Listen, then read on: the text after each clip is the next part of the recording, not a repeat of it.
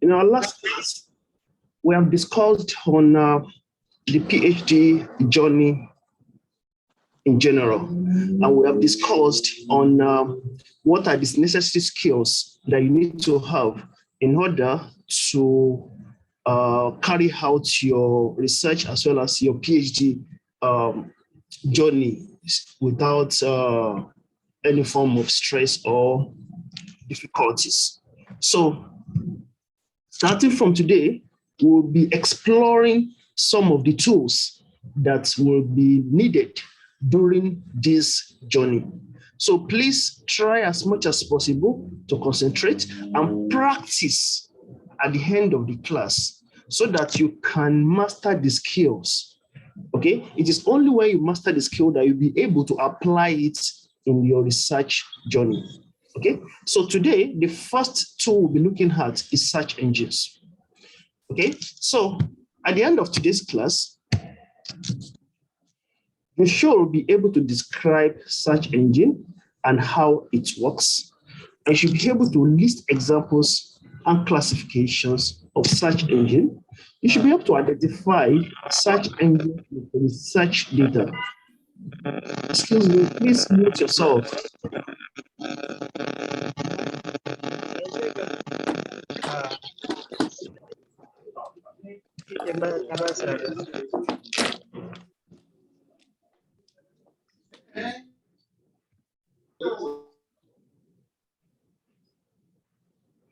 As you're joining the meeting, as you're joining the class, please mute yourself.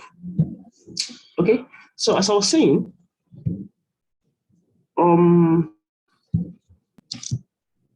you're going to see how to be able to use search engines with research data. You should be able to use Google Dataset search engine.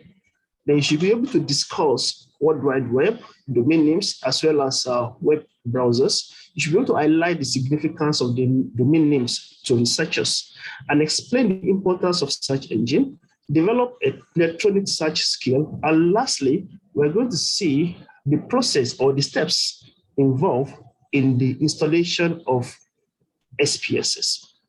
Don't forget, in our previous class, I've given you the steps to install Mendeley, right? That's our reference manager, which we'll be using in a couple of weeks. So today, I'm going to give you the steps that you need to follow to install SPSS, which we'll also be using in a couple of weeks. Okay, so to start with, now when we say search engine, what is a search engine? Why do we need search engine in the first place? Search engine is a platform that provide us with all form of information or data that we need in our research. This search engine is classified into two. We have the general search engine and we have the academic search engine. The academic search engine will be discussing about that in our next class. So today we're going to look at search engine as a whole in general. Okay, so by definition, you can describe a search engine as a huge database of internet resources such as web pages, news groups, programs, images. Okay, it helps to locate information on World Wide Web. That's what search engine is all about. And this application comprises of three major components. And what are these components? The first one is a web crawler. Okay, web crawler, what is the function of this web crawler? It is also known as spider or bots. So it is a software component that traverses the web to gather information. What do we do on search engine? We just go straight to Google, for example, and we enter a particular keyword or a topic or a research title. We enter that in Google, then we click enter. Then what happened? We just realized that a list of results got displayed. Right? So we don't know how this happens. So it is the work of this web crawler that traverses this internet and bring all these resources and display it to us. So it is not left for us to choose which results is relevant to our goal. Then another component of this search engine is database. So all the information on the web is stored in this on this database. Okay, it consists of a huge web resources. And lastly, search interface. This component is an interface between user and the database, and it helps the user to search through the database. This is basically the application, the interface, the page that user interacts with, such as google.com, for example, the page where you enter your keyword or your research title or whatever you are searching is known as the interface. Okay, so that is basically what search engine means and its components. Now, let's look at how a few examples of these search engines. Like I said, we're looking at the general search engine. Later in our next class, we'll be looking at the academic search engine. So for the general one, we can talk about Linkos. It's an example of a search engine. We can talk about Wolfram Alpha. It's an example of a search engine. We can talk about Excite, Yahoo, Bing, Axe.com, Baidu, Wow, Yandex, Chacha, Hey, Doc, as well as Google, and many others. These are just few examples of search engines. All of them do the same thing. What do they do? They provide us various information. Okay. Now, these search engines can also be classified into based on what we are looking for, based on the kind of data you are searching. Take, for example, if you are looking for image, you can straight away search, you can check on Google image search. It's an example of a search engine where you can search for images. Then you can also search for images on Yahoo search, Flickr, Live search, as well as Ask.com. Music, if music data is what you're looking for, you can search for on, there's a place called Last.fm, there's Pandora,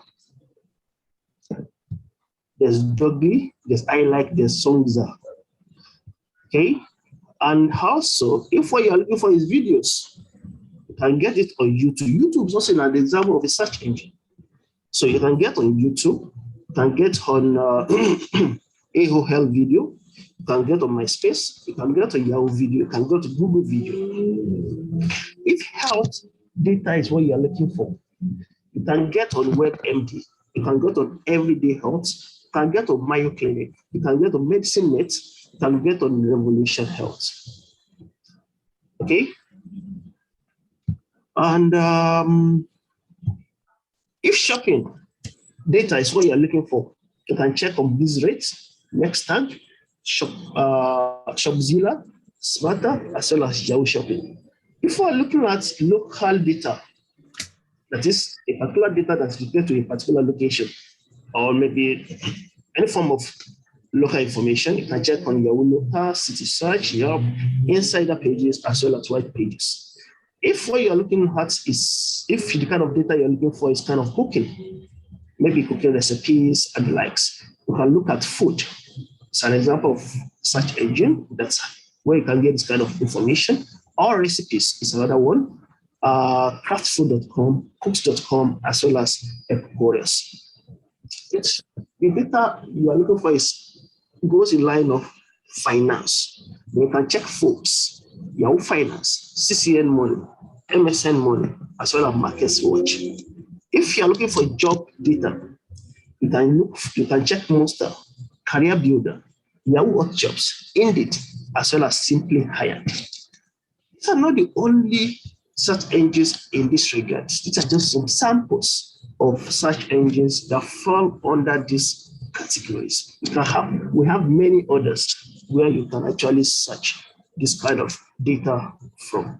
Okay, so but this is just a general overview of some of the search engines in this regard. Now, some search engines also provide us with research data. Okay, these are very important and resourceful to researchers. How? Majority of research you are doing lately are data driven, meaning that you will work with data in one way or the other. So the first challenge is to identify the kind of data you need in your research. After you have identified the kind of data you need in your research, you have to think about your mode of data collection. Do you want to collect direct? You want to collect primary data, or you want to collect secondary data? If you are using primary data, do you want to go directly to collect, or you want to, get it from some online sources like this? Okay, or you may also, before then, you may also need to think of your data collection tool. How do you want to formulate your data collection tool? All these things are very important, which I believe you will learn in the other class. So now, instead of you going directly to the field to get the data, some data are actually available on some of these search engines. So all you have to do is to go straight to this platform and search based on your research keyword or the area you're looking at. And before you know it, you have some of this data that has already been collected by some researcher. So you just have to go there, download them, and clean them. Clean them in the sense that you may need to remove some fields out of that particular data in order to suit the purpose of your research. So in that case, of course, some of those data sets are free, and of course, some you have to pay. So depending on if the price is not too much, I think the advantage is higher than the cost, because data collection alone takes huge amount of time when it comes to research. So if you can get relevant data in any of these platforms that goes in line with your research work, it is always good to go with this kind of thing and get it done. And that's why you realize that once you get your data from here, just clean it up, run your analysis, then you finish your work. Within a short period of time, you've complete your PhD work. So anyway, some of the tools that provide us this kind of research data, under Google, we have Google Dataset Search. Under Microsoft, we have Microsoft Research Open Data. And under Amazon, that's AWS, we have Amazon Datasets. And we also have UCSI Machine Learning Repository. And we have data.gov, where you can get government datasets. And the most recent one, which was launched some months ago, about 2 months ago, if I'm not mistaken, 2 or 3 months ago, is IEEE Data Port. So this one, all this provide you with research datasets. So I encourage you to explore them to see, especially if you have already decided, if you have already identified your research area, you have discussed with your supervisor, you have a research focus, you can always have a peep on some of these tools and see whether you can get relevant data set there. Then from there, you just concentrate on how to analyze and you get your work done. Within a few months, you get your work done. So anyway, these are just some of the search engines that provide us with research data. Now let's look at this Google data set, for example. If you want to use this, all you have to do, you go to Google Datasets.com. So you just type Google Dataset on the browser, and the first link you get just open. So once you open, this page will appear. So on this page, you type in your keyword, okay, the kind of data set you're looking for. So in my case, I want to check for COVID-19 impact on construction in Malaysia. And when I type this, I got about 34 data sets. About 34 data sets. So the first one is COVID-19 impact on construction in Malaysia. Another one is construction in Malaysia, key trend and opportunities. The other one is, the next one is Malaysia loan supplies and construction. Then construction in Malaysia, key trend and opportunity, and likes. I have 34 data sets under this particular that are related to this particular title. So when I click on this guy, the information of this is shown here. So you can see that the data set was last updated on April 30th of year 2020, and it was provided by Global Data Limited, and these are the author, and this is the license. The period for this data, that's meaning that the data is between 2020 to 2024, meaning that this data will remain valid between 2020 and 2024. So meaning that if I'm doing my research in 2022 and I'm using this data, then the data is still very much relevant. So, but area covered is Asia Pacific. So if my research is within this region and it's within this particular period, then, and it's within this title, then this data set is always good for me. So all I have to do is just to click on it and see whether it's available for free. If it's available for free, then I can straight away download. But if it's not available for free, then I have to pay. So once I pay, it will take me to the page where the data set can be downloaded. So this is how this particular Google data set work. Okay, other ones also follow the same style. So you just have to open the interface, then type in whatever you want, then some list of results will be displayed for you. So it's not left for you to go through and look for the one that goes in line with your research. And if you cannot get any of them, then, or probably it's quite expensive that you cannot afford, then you can straight away go to the field and collect your data directly. Okay, but using this kind of tool will make your work faster. Now, this search engine works in such a way that when you enter whatever you want in here, it goes through the web crawler, like I said earlier. Then this web crawler traverses the website, okay, and copy all those things. From there, it builds up a particular database. Then from there, it displayed the result for you. So it followed this particular process. So you just, although this is not really, it has nothing to do with your research, but just telling you how the search engine works. Now, we also have World Wide Web. So for World Wide Web, it's a global, interactive, dynamic, cross-platform graphical hypertext information system that runs on the internet. What do we mean by this? This is a system that allows us to be able to make use of these search engines. Without this, there's nothing we can do. We cannot have access to those web pages, those tools, and the likes. So it can also be described as a wide area hypermedia information retrieval initiative, aiming to give universal access to a large universe of documents. So without this World Wide Web, there's no how we can have access to this data. So all you have to do is that, assuming this is not available, so if you're doing any research that has to do with, let's say I'm doing a research that has to do with China now, for example. So in order for me to get data in that regard, I have to travel to China.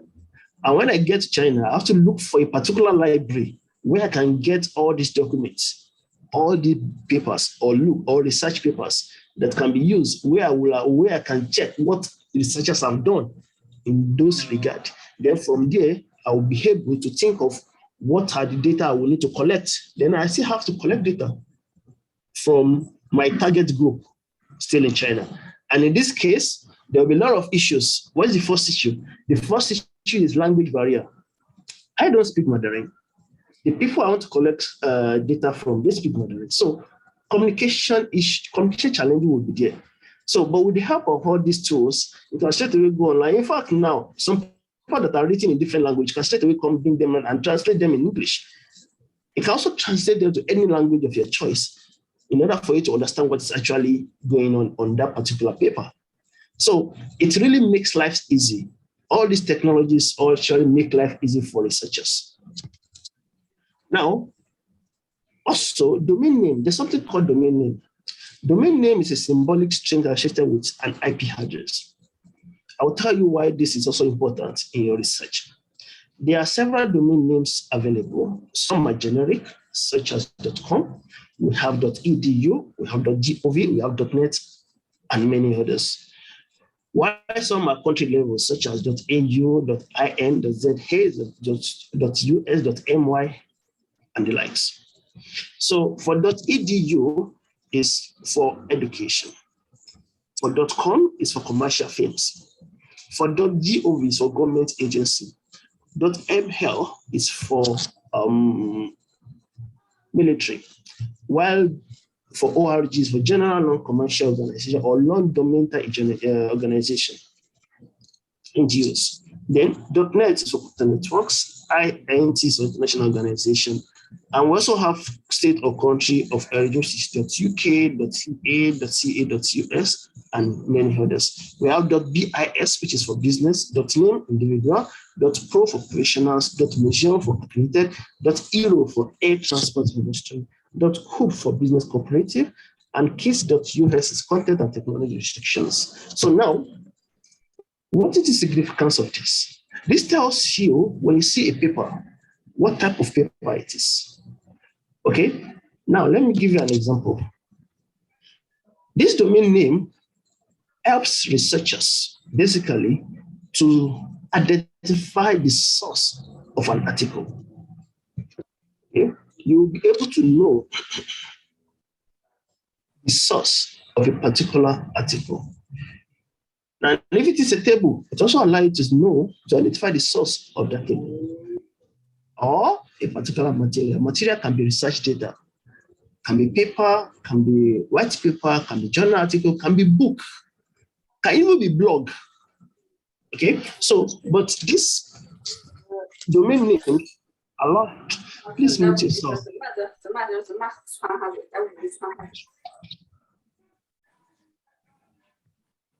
So joining my class, please mute yourself. You are distracting us.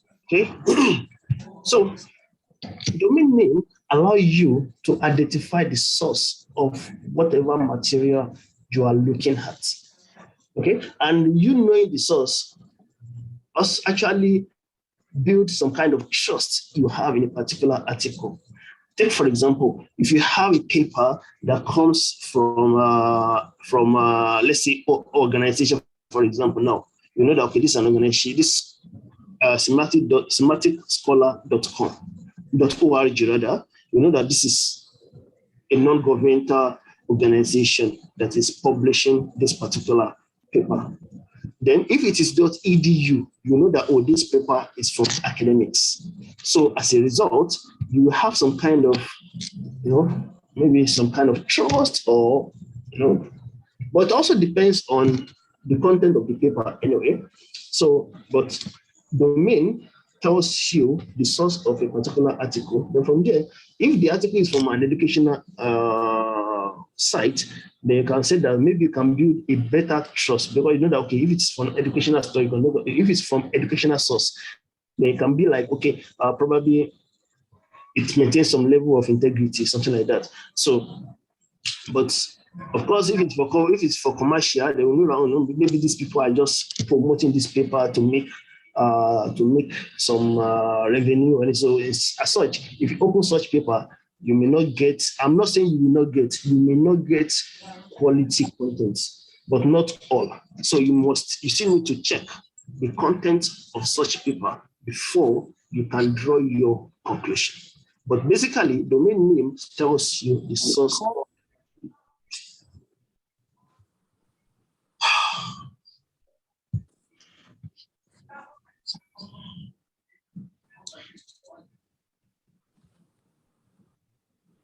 So basically, domain name tells you the source of a particular material.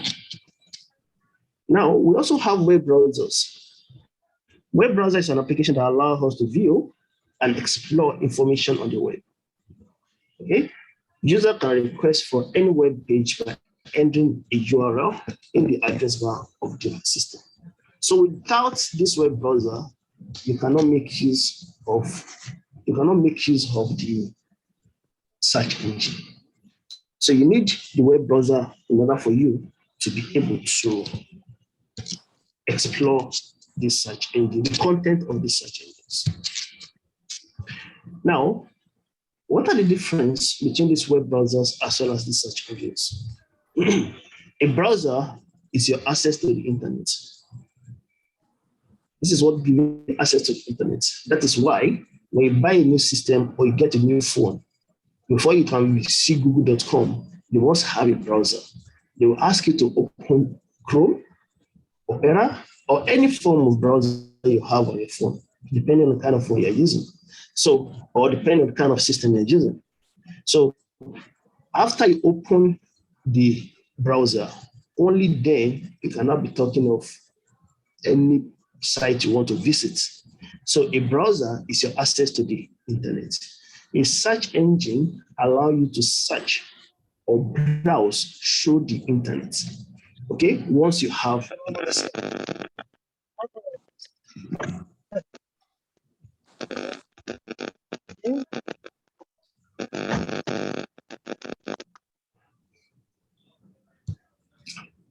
So you have to use a browser to get to a search engine.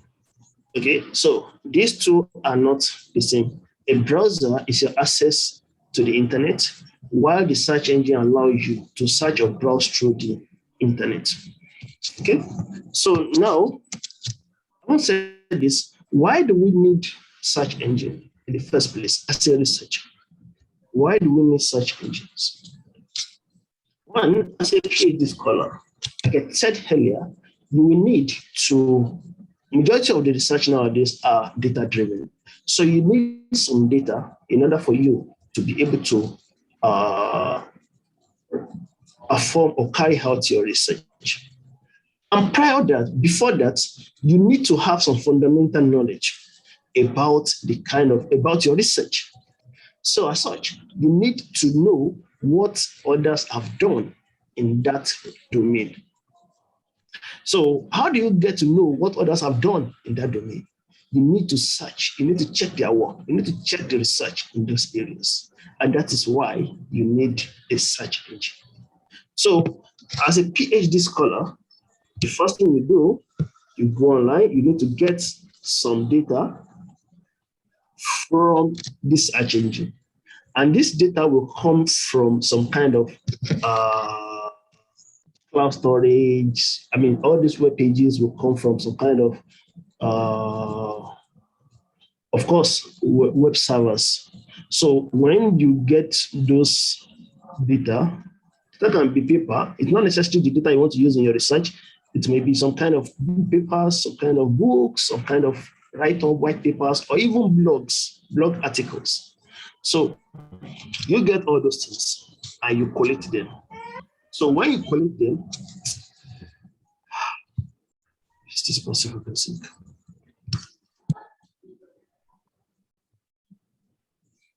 So when you collect them, only then it will give you cannot go through what those researchers have done. Then that will give you the foundational knowledge of your research field.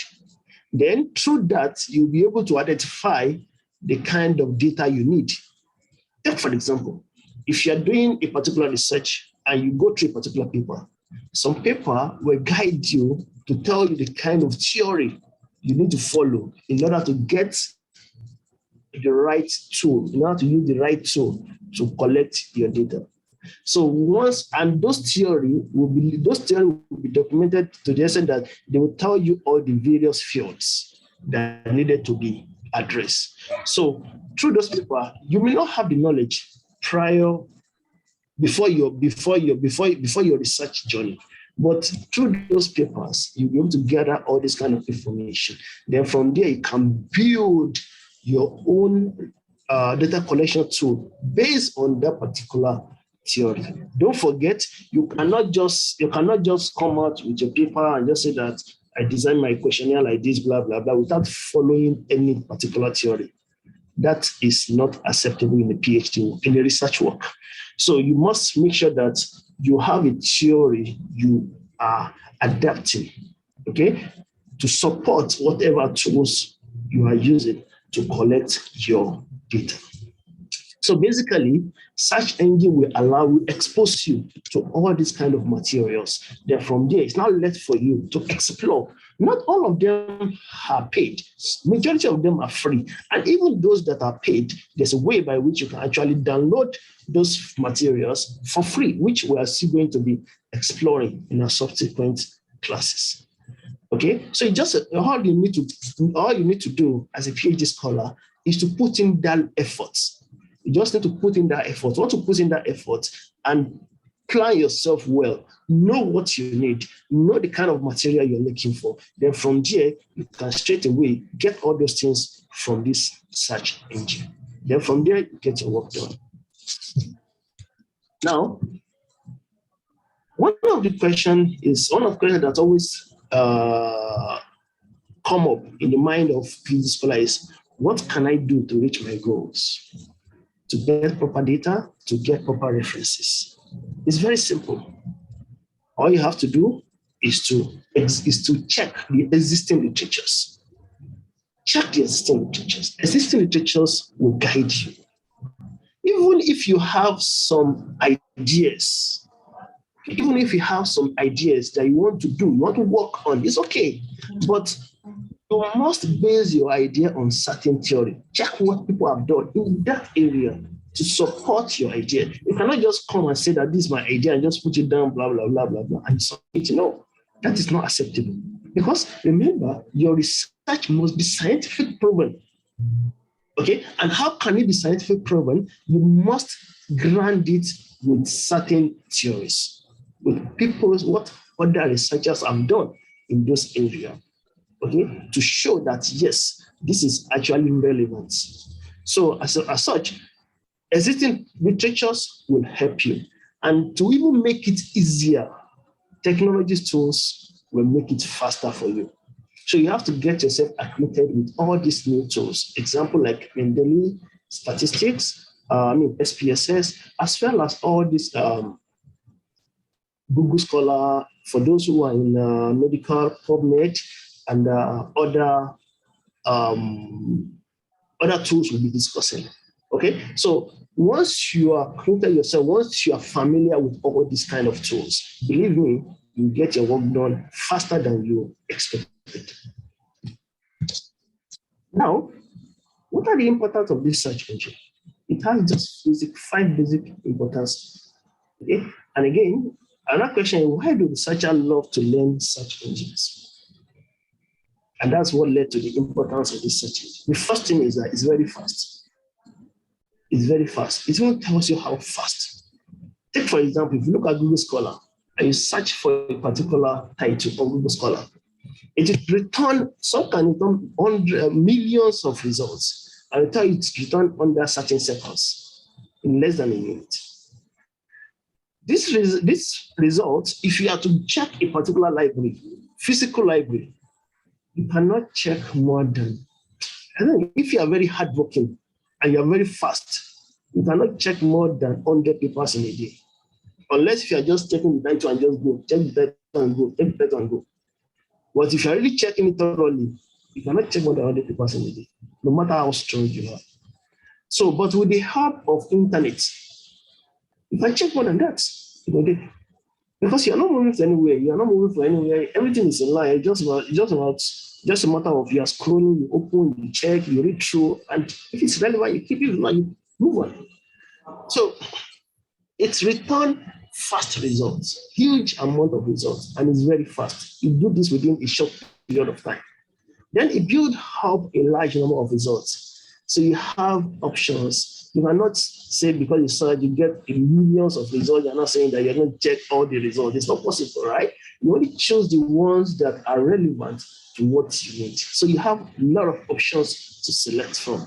Then often has a number of relevant results within the first page.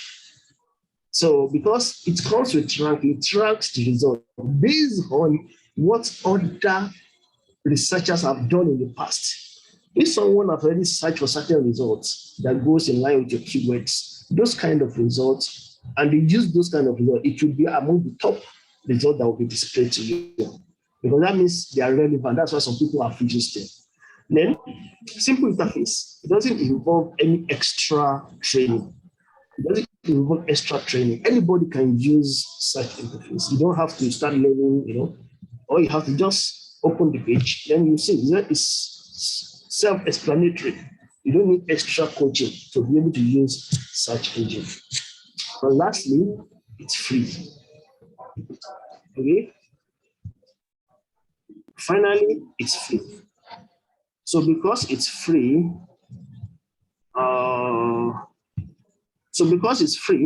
Many researchers find this kind of interesting, and these are the reasons that makes researchers love to use search engine. So please get ready to use search engine in your research because it will really help you a lot.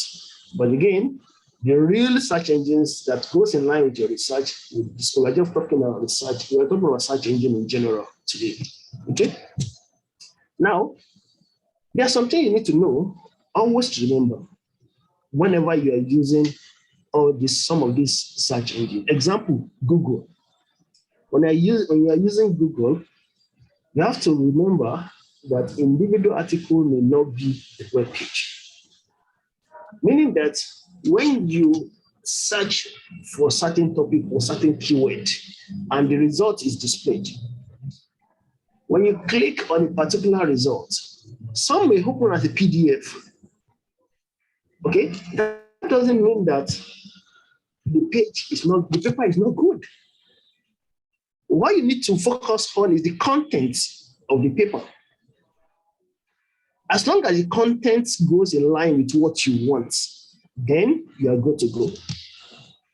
Okay, but if you realize that if your expectation is that when you open a particular link, then you are expecting a web page. That is not always the case. Okay, that's not always the case. Then also remember that articles may be behind a firewall, meaning that some articles you may need to check, allow your firewall to be able to access such papers. That doesn't mean that it's a scam, it's a spam, or they are trying to hack your computer. No. Some articles are like that. So whenever you come across such paper, just allow and open the paper. Okay? It doesn't mean that you'll be attacked whatsoever. Another thing is the sheer amount of results. Always expect huge amounts of results on Google, especially on Google Scholar. Okay? Of course, majority of those search engines will give you huge amount of results, but that of Google Scholar is always kind of huge. It will give you millions of results within few seconds. So always get prepared for this kind of results. Then the top results are mostly the best results because it will rank them based on how close they are to your research keyword or topic or title. Okay, so most likely you will get the best results from the first page. Okay, most likely you get the best results from the first page. But that doesn't mean that other papers are not relevant. You may actually go through them. Okay, other papers may be relevant depending on what you're actually looking for. But of course, the first page will give you, the closest results. So these are the 4 points that you need to remember whenever you're using any of these search engines to search for a search article, especially Google. Now, while you're searching, what are the basic skills you need to know, you need to have when you're searching for these materials? There are some basic skills, basic electronic search skills that you must have. One, focus on context. Context is essential. It's very, very important. That's why the way we search for materials really matters. Because, for example, we are talking about information management system. We are talking about information management system in business may be different for information management system in health. May be different from information management system in engineering. Okay, yeah, you might be saying that maybe the same have the same concept, something like that, yes, but the field may not be the same. So the context really matters. Okay, so first, okay, take for example, we're talking about elephant tusk here. Elephant tusk in what regard? In what context? Are you talking about elephant tusk in the context of ecology?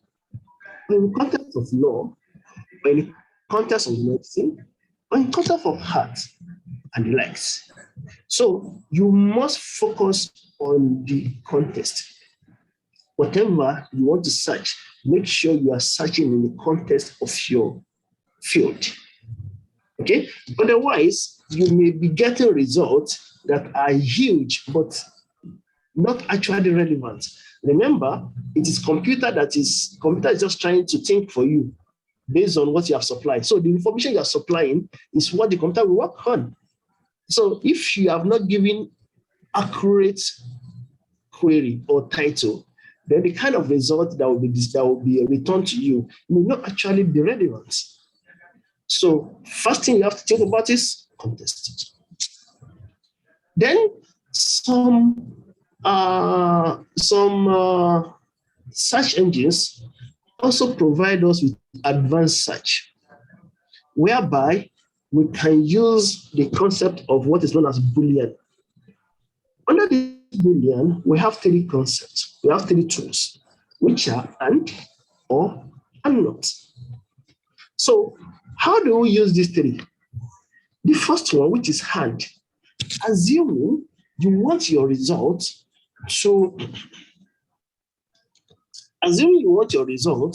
to have certain keywords. Those keywords must be there. Okay? Those keywords must be there. In that case, you need to use and. So take for example, when you search for politics and media, the kind of result that will be displayed will include both politics and media.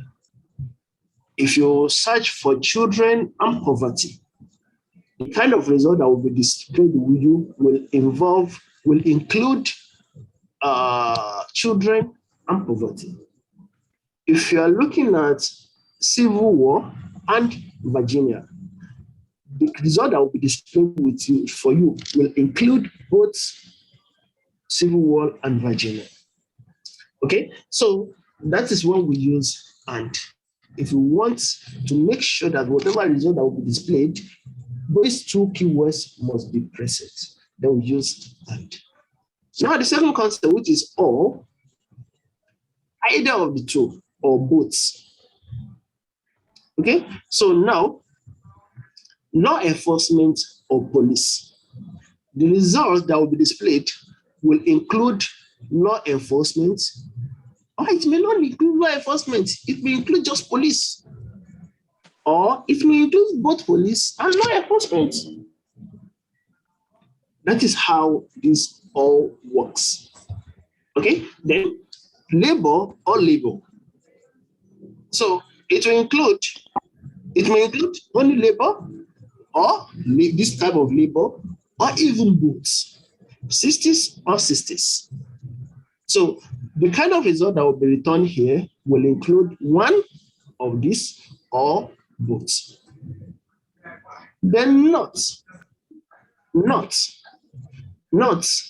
for civil war, not America. So it will include result that has civil war, but not American.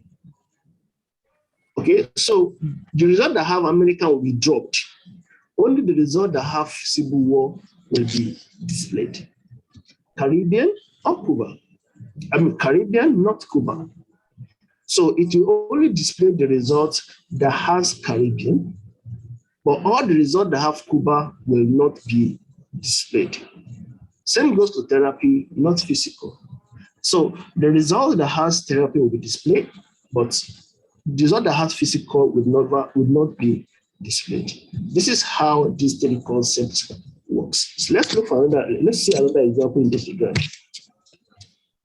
Now, if you look at this place, apple and green. Apple and green. You will get a result that contains both apple and green. Both will be in the result. Dog or canine. You will get a result that contains either of the two or both. Football, not soccer. You get results that contain only football. Any result that has to do with soccer will not be displayed. Okay, so this is how this Boolean strategy works. So anytime you want to use, but of course you can only get this option under the advanced search. So if you want to filter the kind of result you'll be getting, then you can actually apply this Boolean tools, which are and, or, and not. Now, another thing you have to know is you need to learn how to apply filter. Why do we need filter?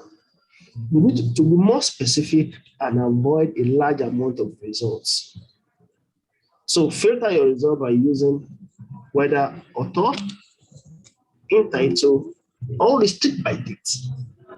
Remember, when you're searching for articles, we always encourage that you should cite articles of not more than 10 years ago, maximum 10 years. Okay, I know sometimes you may need to talk about, older articles, but not too much. Okay, it should not be too much. Sometimes you may not be able to, because if you really want to talk about a particular theory, you may have to, it depends on your writing style anyway. So sometimes you may have to talk of how the theory actually began. So as such, you may need to reference a very old article or paper. But again, don't make sure that old articles, old citations does not dominate your paper or does not dominate your writings. Make sure that whatever index citation you'll be using, maximum of 10 years. Those that are more than 10 years should be very few in number. Okay? Because this is the risk. If you are citing an article that is far more than 10 years, and this majority of your citation are more than 10 years, that means your research may actually not be relevant, because a lot of research has been done 10 years ago, up to date. So, meaning that whatever you're doing now, you may actually be working with obsolete knowledge. So your research may actually not be relevant. So that is why we always encourage that try as much as possible to use articles within a maximum of 10 years. Okay? So as such, you can restrict by dates. So when you restrict by dates, you may not have the idea of any author or, in title. Of course, you have already entered the title of whatever you need. So you may not be able to modify it as such. So, you may not be able to modify the title much. So, but the date, you may restrict to a particular date. So when you restrict to a particular date, then you can straight away get relevant results. Now, some of this can be done through the advanced search panel. We're going to see all these things when we get to the academic search engines. I'm just telling you some of the things that you need to, some of the skills that you need to have whenever you are using this electronic medium. Now, you need to practice more for success and accuracy. Okay? You need to practice more for success and accuracy. You cannot get your work done in a day. Okay? You cannot get your work done in a single day. You need to practice, and search over and over in order to get your work done. Take, for example, number one, multiple search. Multiple search engine. Search multiple search engines simultaneously.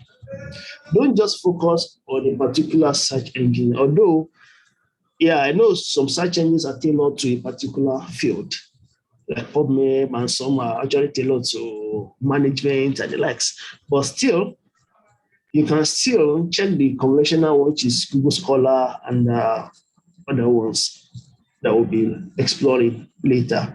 So the kind of information you are getting from a particular search engine, you may not actually get it from other search engines. So try to explore different search engines results.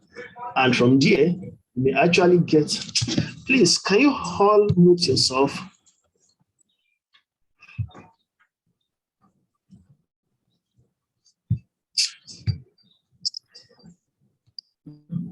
So try to search multiple search engines so that you can get good amount of relevant materials. Now, find sites that answer natural language questions. You know, some sites are written in non-English languages. So as such, when you are trying to search for material in this kind of platform, you may need to do some kind of translation. And when you do some kind of translation, remember, the word may be different. So when you search, the system may actually interpret it something different. So when and that will affect the kind of results that will be displayed. So it's always good to use sites that answer natural language, such as Google Scholar, PubMed, and which are again many others. Rank sites by the amount of links they return. Sites that return huge amount of results is a popular site among researchers. Search engine that is done only few amounts of data may not actually be relevant that much. It's not popular, so you may not actually get so much of good resources from such sites. So the site that return good, huge amount of results, know that yes, a lot of researchers are actually using that particular platform, and there you will get a lot of relevant material. So concentrate more on this kind of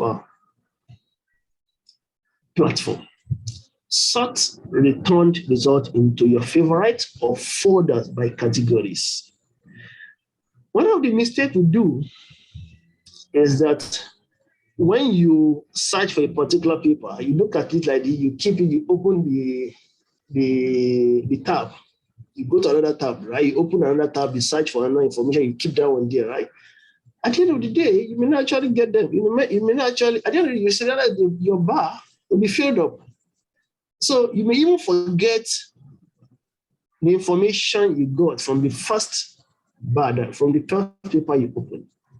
So, and this is not sustainable in the sense that you cannot continue to keep them open for so long. So all you have to do, you can actually bookmark them, or you can download them and put them in a folder and label the folder accordingly. Okay, once that is done, then anytime you want, you can straight away go to that folder. Then you know, based on what you use to save the folder, you understand, you remember the reason why you put that paper there. Then from there, you can open it, then extract whatever information you want from it. Then apply advanced searching features. Why do we need this? In order to filter out irrelevant results, so that the long length of result that was returned to us will be limited to a particular more relevant results. Okay, so these are the things you need to do, you need to practice in order to achieve success and a better level of accuracy. Identify open sources. Remember, some of these tools are not for free. You have to pay for them. But when you are paying for those materials, it's always good to pay for something that is relevant. I've seen a situation whereby you pay for a paper, at the end of the day, the paper is not actually relevant. So because they will not show you the full content of the paper. They will only show you the title and the abstract. So some abstract are well written that you think that, oh, this is really nice, blah, blah, blah. Then until you open the content, the read full paper, and you gonna realize that it's actually not relevant. So you need to be able to identify this kind of tools. And also commercial databases that charge a fee, that is each year, library research database or periodical articles. So you need to understand those databases that charge, and when they charge, you have to decide whether you want to get paper from them or not. Of course, there are some of these libraries, some of these databases that have been subscribed by the university, which you can actually get access to through the university library. Yes, but of course, there are some papers that you need, even though they are paid. We're still going to see how to download them without making any payment. So if that is available, I don't know why you need to worry yourself about all these kind of things. So, but of course, but again, the major challenge here is that some of the articles that are being sold, by looking at them from the title, it may look relevant. From the abstract, it may look relevant.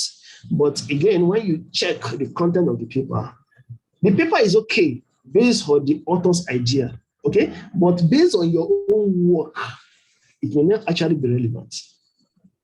Take, for example, you are talking about a particular theory, and that theory has been used by a particular researcher. And the researcher have discovered that this theory was used. But unfortunately, the theory was not documented, was not properly documented inside the contents. So where's the relevancy? So you just wasted your money to buy that particular paper. So, but of course, if you buy, some of them are actually good. To be candid, some of them are actually good.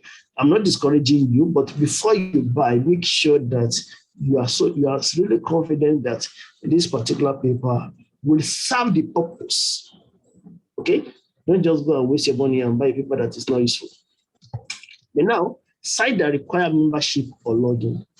Yeah, you have to understand that some sites, before you can use or before you can download any of the articles, you need to sign up with them. So after you sign up, only then you can now have access to their materials. Some sites are like that. Then searchable paper, there are searchable pages such as catalog, phone books, or directories. So you should be able to identify all these kind of things. But basically, majority of the search engine that we have nowadays, they will not even stress you to go through all these kind of things. You just give you the results, and when you click on them, it just take you straight to the page of that particular article. Then from there, if you want to download, you download. And if you want to download, if it is paid, you pay and you get the paper. If it is free, you download for free. So majority of search engines will help you out in this. But of course, you need to be able to identify the open sources. The open sources are those ones that you don't have to pay. Okay, but those other ones that you have to pay, those are not open source. So they are, what do you call it? They are premium or paid materials, maybe papers, articles, or manuscripts, whatever you want to call it. Now, you need to be precise in your research. Precision is very important because if you're not precise, that means you are going to have issue at the end, especially when you're doing your presentation. When you're doing your Fiverr or maybe you go for a conference presentation and you don't really know, you are giving a statement such as this issue B. I think no. You don't think. It's not like it should be. It is. Because you must have sufficient knowledge before you present anything. You must have sufficient knowledge about a particular topic or area or your research before you go out to present about such research. So you need to think critically about the information you find. Okay? Now, anybody can publish anything on the web. That's the first thing you have to remember. Anybody can publish anything on the web. And that is why in academics, they don't approve or recommend or welcome references from Wikipedia, because anybody can go there and write whatever they feel in terms of opinion. Okay? So that is why you cannot say you get an idea from Wikipedia and you cited Wikipedia in your work. Nobody will welcome that kind of citation from you. So always remember that anybody can publish anything on the web. Okay? There are no editors and no central authorities or regulatory body that are checking all those things online, all those articles they post online. And that is why you'll be thinking, okay, since it's an academic publication, right? It should be relevant, it should be good, it should be well written. No, not all of them are well written. Not all people you get online are well written. Okay, so you have to go through them first before you know the one that are well written. The one that one thing is whether it's well written. One, second thing is it actually relevant to your work? Of course, the paper that will be relevant to your work must be well written. Otherwise, if you follow that kind of style, it also affects you.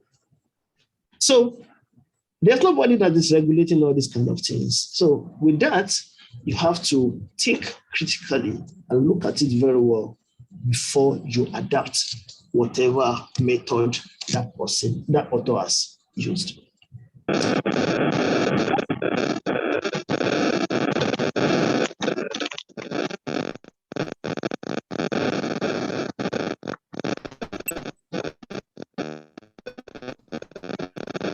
Who is Muhammad Zubair? Please mute yourself. No. So, as I was saying, lastly, there are no guarantee that the site you visited today will be your next visit. Always remember this. And that is why whenever you are citing maybe a web page is in your list of references or anything, make sure that you include the time and dates, okay, inside your list of references. Because if you don't do that, if your examiner check and the page is nowhere to be found, then they will be skeptical about such citation. And as such, that may reduce your point. So make sure that you include date and time inside your reference. But again, so that even if the page is no more there and the examiner see the date and time you visited this link, so there's every possibility that the link was there earlier, but currently it has been taken down by the owner of that particular page. But if you don't include the date and time, then the examiner will not only be skeptical about the page, but only about you, who is the author of that particular thesis. So make sure that you add the date and time to any web page that you are citing inside your reference. And now, be a questionnaire researcher. Ask questions as much as you can. There's no crime. Okay? As a matter of fact, the more questions you ask, the better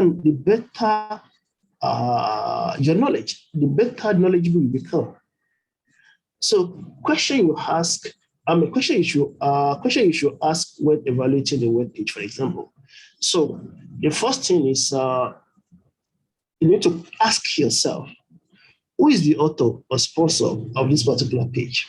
Let's say you come across a particular paper and it's really talking about your research context, exactly like what you're actually looking for. But the first thing you have to think about is, who is the author or sponsor of this particular article? You don't just take it like that. You have to do some kind of background check. Otherwise, the author may actually be misleading you. And at the end of the day, you may not actually know until the end of your research journey. And the risk here is that they may ask you to go and redo. So you have wasted your time, you have wasted your efforts, something you should have done properly from the onset, you have to go back and redo. So you have to question yourself. You have to ask the question, who is the author or sponsor of this page? If the sponsor or author have a traceable academic affiliation, then maybe you can trust. So, what authority or expertise do they have? Of course, from their affiliation, you know who they are. Then also, you can even search for their names online. Okay? Then from there, you will be able to tell what kind of authority or expertise they have. Then what is the purpose or scope of the page? Does it have some kind of interest, or they're trying to promote some kind of things that are not actually genuine, or probably they are playing? You have to be able to deduce this based on what you read on the page. Then 3, is it current? When was it last updated? Remember, don't use references that are more than 10 years. How complete and accurate is the information? Does it have a bias? Are they showing some kind of personal interest? You get all these kind of things you need to check. And lastly, how usable it is. If the link works, is it downloadable? Okay, so these are the things you need to ask yourself. Then this is just between you and the page. After this, you may also have to discuss with your colleagues about whatever idea, whatever subject you must have read about from that particular page. You may have to discuss with your supervisor before you can finally draw your conclusion, whether you want to adapt, whether you want to use, or whether you want to add to your knowledge base or not. Because lot of information on the internet are actually not true.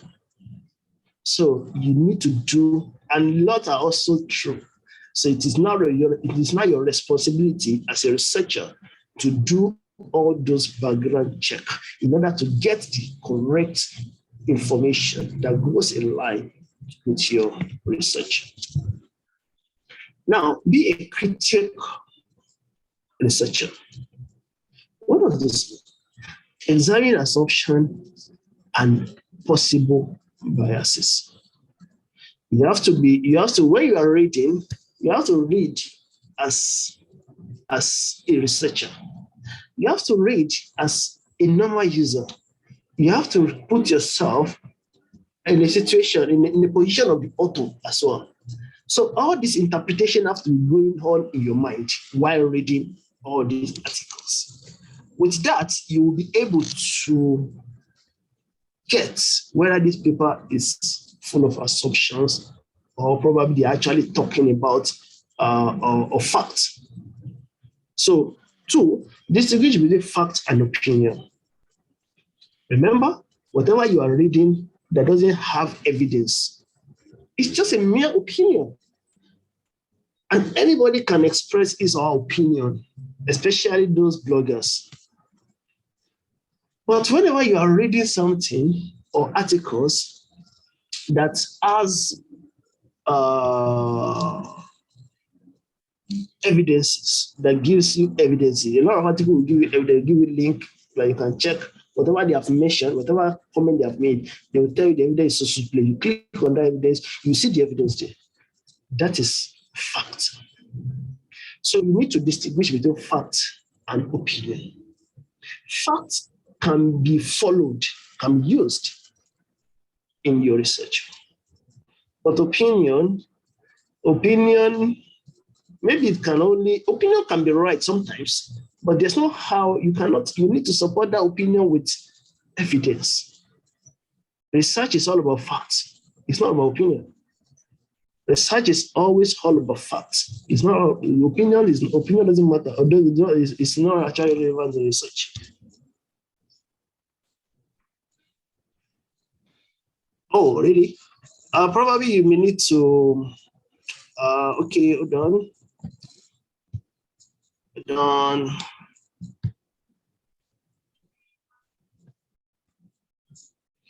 Okay, check again now. Okay, so you should be able to distinguish between fact and opinion. And thirdly, compare and contrast related pieces of information from other sources.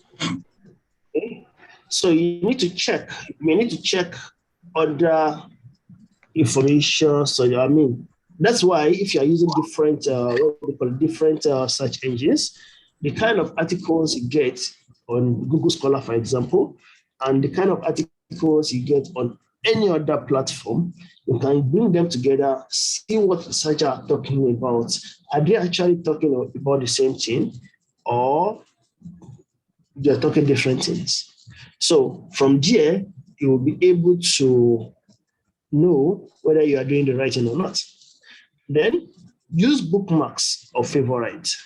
Here is all about to help you to manage your materials wisely and in the best way.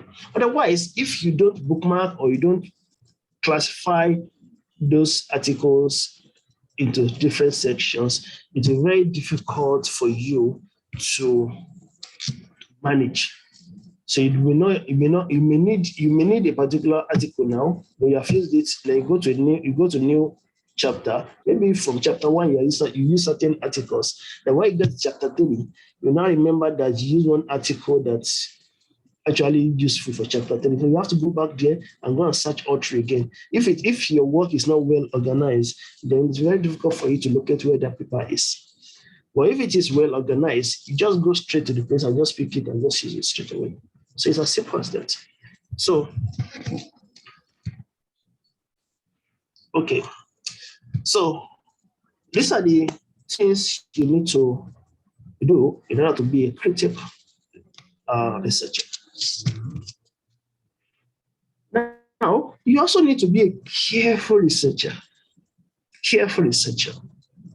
Pay attention to details. It's very important. Nobody will teach you. There's no class, there's no course for, there's no short course or long course on how to pay attention to details.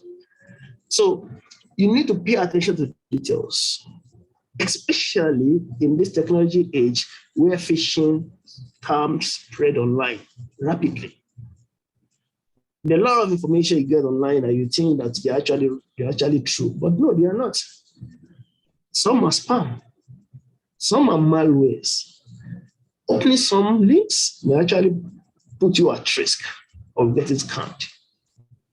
So you have to pay attention to details. You should be able to identify all these links that are not genuine or relevant. Don't use credit card details unless you are assured of a secure payment system. This is very important. Don't download unfamiliar software. That is why I gave you the link to download from, and because I've already done it and it works. And I can guarantee you that those things are okay, as long as you follow the steps.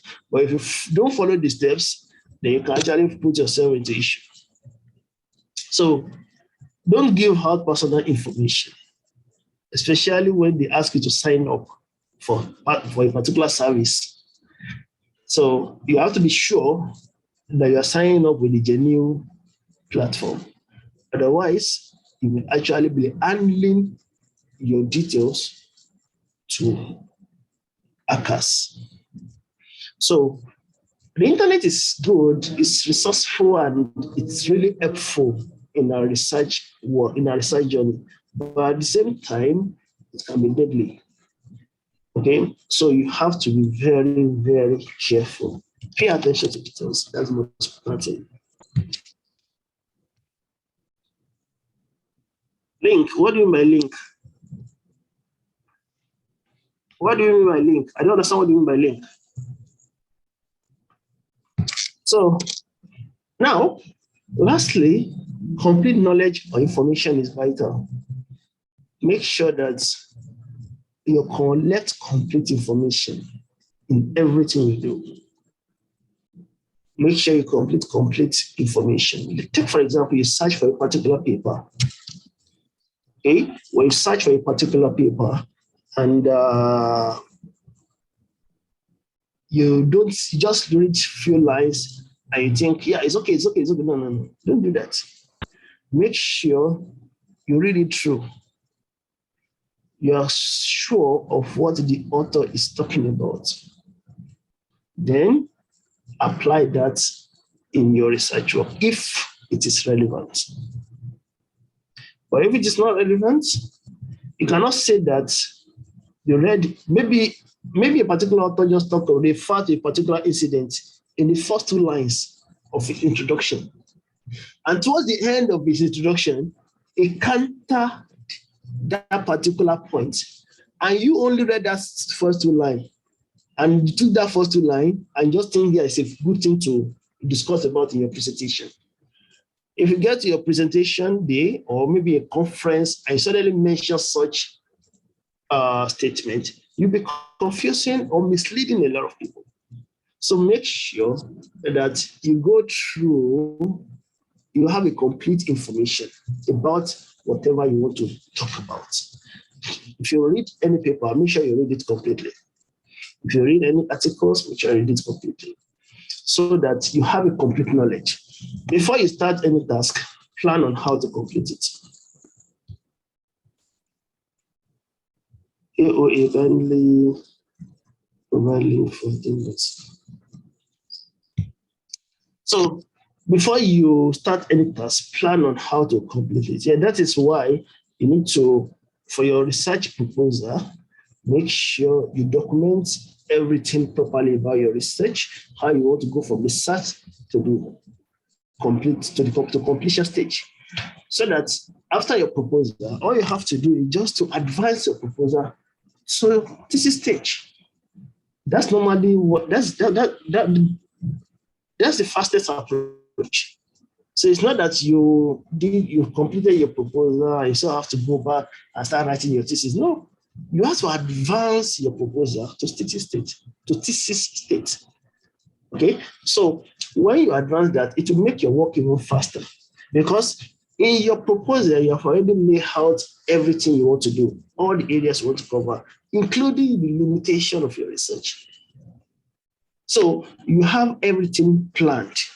So you just have to, and again, inside your proposal, there will be a section where you're going to tell us what chapter 1 will entail, what chapter 2 will talk about, what chapter 3, chapter 4, and all those kind of things. So if you have all these things done, you just need to expand them one after the other inside your thesis. So if you plan all these things well, before you know it, you get your work done faster than you ever imagined. But again, if you don't plan it well, believe me, you may not finish within the stipulated time. And again, as many times you feel bad, you feel down, you feel rejected, you feel, you think that you know anything. That is the truth. I have to be honest with you. But the fact that you are doing it passionately and you're doing what you like, what you are passionate about, then you will not have any issue. Okay?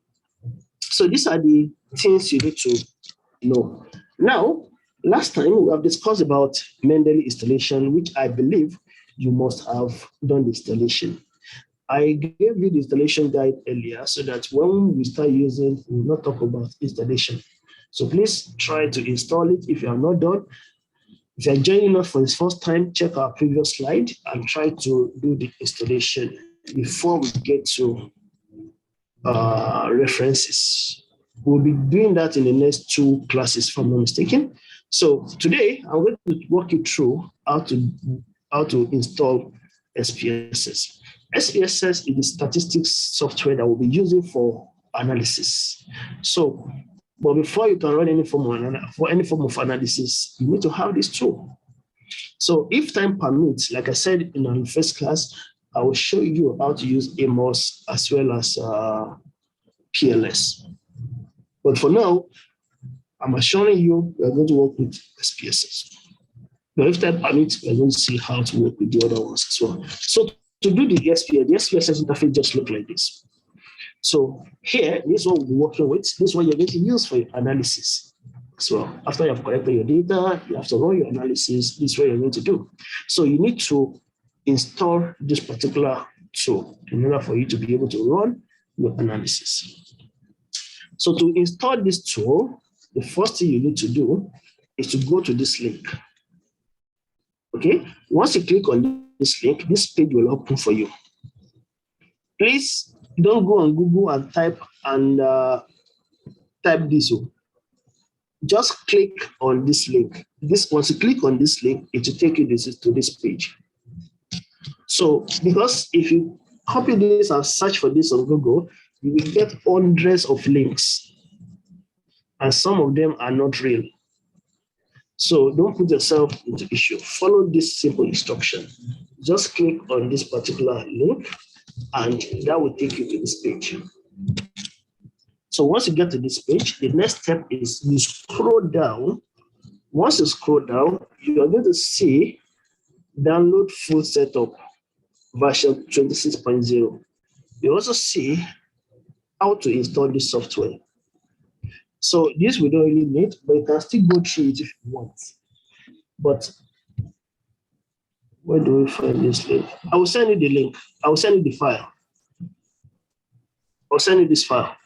So once I send you the file, you can get the link from it. Just click on it. Okay. So now, note that a password has been given here, which is 123. Just note it down. So once you click on this button, the download will begin. Okay, you have something like this. So now, depending on the strength of your internet, if your internet connection is fast, then within 5 to 10 minutes, you should be able to get the whole file downloaded. But if your internet is not, you will be spending about 15 to 20 minutes. Okay, so just be patient while the downloading is going on. So once the downloading is completed, you have something like this. So all you have to do, once you have this, all you have to do is to click on this up pointing arrow. Once you click on this, you're going to have this option. I assume that you are using Windows. Okay, so you're going to have these options. So you click on show in folder. So once you click on show in folder, and that will take you to this place. Okay, this is the downloaded file you just have now. So in here, you need to extract this particular, because you can see it's a .rar file. So you need to extract this particular file. So all you have to, you can use any form of extractor that you have. You can have, if you have WinRAR, it's okay. You can use it to extract it. But if you don't have, you can straight away download 7-zip. You can just search for 7-zip online, then download the 7-zip. Then once you download the 7-zip, install it. Then from there, you have these options here. So you might click on this downloaded file. Then you're going to see this option. Then you click on extract here. So once you click on extract here, the file will be extracted, will initiate the extraction process, but it will ask for a particular password. Remember, from the very first page, you have password that's stated 123, right? So you just enter the 123 here. So once you enter the 123, and you click OK. So once you click OK, the extraction will begin. So once the extraction is done, you're going to have something like this. So you now have the folder for the tool, as well as a text file with the password. Okay? So once you're done with this, the next thing is you double click on IBM underscore SPSS, which is this folder. You double click on this folder. Okay, once you double click on this folder, this is what you get inside it. you get crack updates as well as this installation file .iso file. Okay, so in there, after you get to this place, you double click on this particular installation file, which is the ISO file. You double click on this SS clients whatever file. So once you double click on this, you are going to see this directory. So in here, you're going to have autoplay, SPSS statistics, autorun.inf, and you're going to have setup.exe. Now, here, before you do this installation, it's better for you to temporarily disable your Windows security and antivirus software. How do you do that?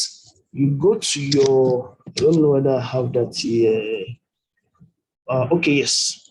So how do you do this? Before you double click on this setup, you go to your this up pointing arrow, depending on the Windows you are using anyway.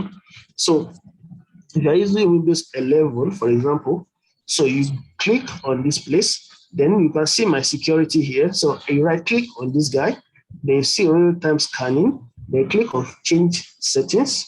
Then from there, right click on this, change settings, then real-time scanning, then this come here, then I turn off this.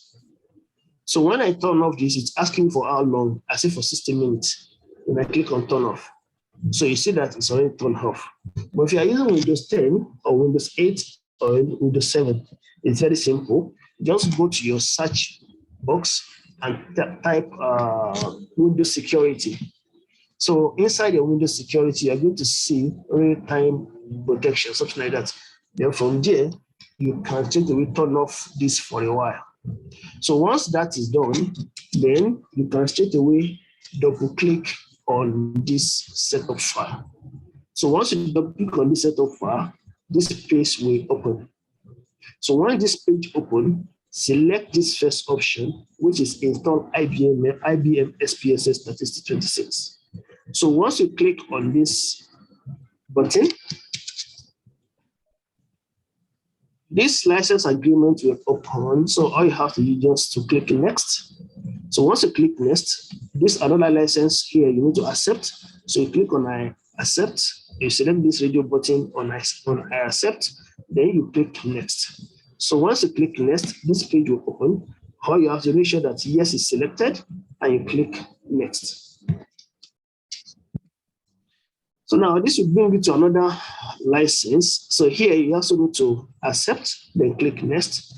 There's another license here, also click accept, then click next. Then once you are done with that, all the settings is done. There is now the next thing is to do the installation. So you just click next. So once you click next, this will bring you to the final stage. So just click install. So once you click install, the installation will be done. It will take just a few minutes. So once that is done, you're going to have something like this. So you just click finish. So once you click finish, you're going to have something like this. This happened because you already said start SPSS Statistics 26 like alternative wizard now. Okay, so that's why you are seeing this next page. So now you have this. So the next thing you need to do, you don't have to go any further, just cancel. So once you click on cancel, are you sure you want to exit this? Say yes. So once you exit this, go to your internet and disconnect your internet. Okay, off your internet, your Wi-Fi. So once you off your Wi-Fi, go back to your folder, your IBM folder, where you double click on this, right? So you see a folder called crack. So double click on this crack. Before you have done your installation, the next thing is to activate the SPSS. So you double click on this folder. Once you double click on this folder, you're going to find these two files here. So this particular one, copy it. Copy this, just right click and click on copy. Copy this particular file. So once you copy that particular file, Then you search, go to your search button and search for SPSS. So when you search for SPSS, you're going to see something like this. So right click on it and you're going to see open file location. Open file location. So once you click on open file location, you're going to see something like this. So you select the last one, which is IBM SPSS Statistics 26. So you right click on this one again and click open file location. So once you click on open file location, this will bring you to this particular place, this one, okay? So what you have to do, remember you copied this file earlier, right? So here, you just right click here and click on paste. So once you click on paste, you're going to have this prompt that will tell you that whether you want to replace the file in the destination, because there's another file with this same name inside this destination. So just click on replace the file in the destination. Okay, so once you click on replace the file in the destination, then you will see the file will appear inside this particular place. So once you are done with this, you are successfully installed your SPSS. So you can close this. Okay, you can close this. Then you can search for SPSS and open your SPSS. Then you can have this kind of this page. So how you have this, but this is just the alert page, which you can straight away close. So once you close this, you can close it here or close it from here. So once you close, then you have this particular interface, which I show you at the beginning of the installation. So once you have this, you have all these options. You have these two views, this data view and variable view. That means you are ready for the analysis. So your SPSS has been successfully installed, downloaded and installed successfully. So you're ready for analysis. So this concludes the installation process. Okay?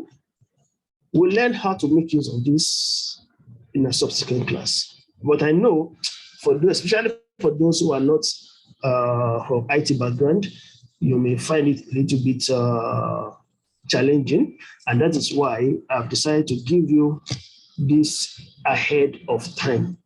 So please try and get it installed before we start making use of the tool, so that you'll be able to follow. If you face any challenges while doing the installation, you can take a picture of whatever error message or wherever you get confused, take a picture of it, a clear picture of it, and post it in the group. Okay? When you post it in the group, either me or anybody will come to your rescue and they will always assist you and tell you what to do. Okay? And if nobody will reply, I'm also there. Whenever I see any kind of issue, I will be there to tell you what to do. But try as much as possible to get all these tools ready before we start making use of them. Because if you don't have them and we are doing, at the end of the day, you may not be able to follow. It may look simple, but it will look simpler when you are doing, when you are able to follow. So as I'm giving you the example, as I'm explaining whatever, you can be, as I'm walking through some certain example, you can be doing it from your side. So from there, you'll be able to understand how this works and how to make use of these tools. But if you don't install them now, when you get to that time, you will not be able to follow. So please, and don't think, and again, that means if you don't get it now, you have to go and learn it again. So please try as much as possible to do all these things, get them there. If you have any difficulty, like I said earlier, post it in the group. We will be there to support you. Okay, so that is how we have for today. So if you have any question, please let me have them. Sir, by when we had to install this? Please do it as soon as possible.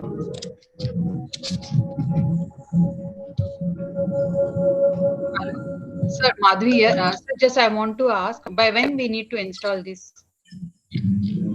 Please install it as soon as possible. If you can install it today, please do. If you can install tomorrow, please do. Just install it before we start using it, because we start using it in a couple of weeks, but in a couple of weeks' time, maybe 2 or 3 weeks' time. Okay. Thanks. So, Sir, because can you the reason share why, us the recording? yeah, I will get you the recording once I receive the class today. Once I receive the link, I will post it in the group.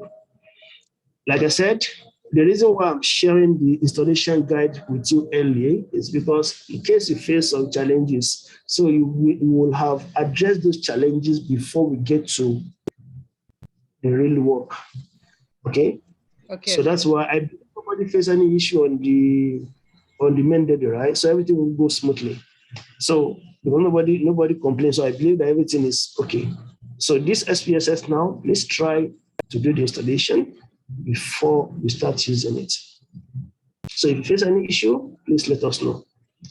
Okay. So any other question? Yes, sir. Okay. Yes, please. SPSS. It is useful for quantitative research. It is what? It is useful for qualitative or quantitative research.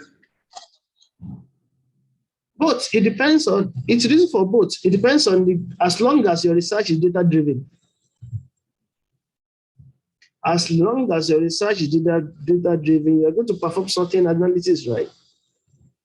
So depending on kind of analysis, even the least analysis you may want to do is validity and reliability, because you have to check the validity and reliability of your tool. So all this thing will be done using SPSS. So whether you are doing quantitative or qualitative research, you must be able to evaluate some of the tools even before you get to your research data. You have to first check the validity and reliability of your tool. So with that, you still need to use this tool. All these things we are going to do, we are going to see how they can be done on this SPSS. So you don't need to worry yourself. But the only thing I need from you is try as much as possible to make sure that you set up those tools correctly, and please practice. And if you have any issue while doing the installation, or even while doing some kind of practicing, or probably you try to run some data and it's not working, you're not getting the right results, you can also throw it to the group and let's discuss. Let's help you. I always see this class as we're working as a team, right? So we are here to support each other. Okay. So, but firstly, let's do things sequentially, right? So the first thing to do, get the tool set up correctly on your computer. Once you are done with that, then I will expose you to how to make use of them. Then only then you appreciate all these IT tools and you see how they can actually support you in your research journey. But if you don't do them, then you have to go manually, which can be time consuming. Okay, so thank you. See you again next week. I will share the notes inside the group. So you can go there, download from there, then you can click on that link for the SPS from that once you get the file. Okay, so thank you, stay safe, and see you again next week. Bye.